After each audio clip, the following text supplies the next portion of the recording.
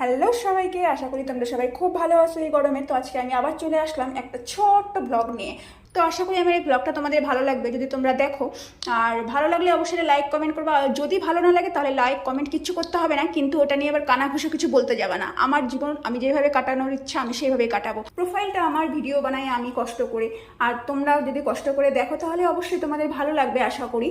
আর আমি মনে করি যারা আমাকে পছন্দ করে না তারাই কিন্তু বেশি করে আমার ব্লগ, আমার ভিডিও, আমার রিলস সব কিছু কিন্তু তারাই বেশি করে দেখে। কারণ আমার লাইক কিন্তু তোমরা দেখলেই পাবা যে হাইয়েস্ট 15-16টার উপরে কিন্তু লাইক যায় না। তো আমার ভিউজ কিন্তু 200-250, কোনোটাতে 500-550 হয়। তাহলে বাদ বাকি লোকগুলা কে?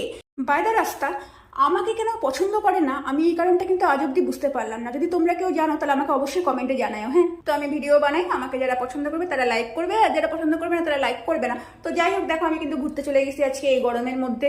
মানে ঘরে আর থাকা যাচ্ছিল না, এত গরম ছিল। আর ওয়েদারটা কিন্তু বিকালবেলার দিকে একটু স্কুটিতে বলো বাইকে চলে কিন্তু ভালোই লাগে। তো আশা করি ব্লগটা ভালো লাগলে কিন্তু অবশ্যই কি করতে হবে জানাই তো।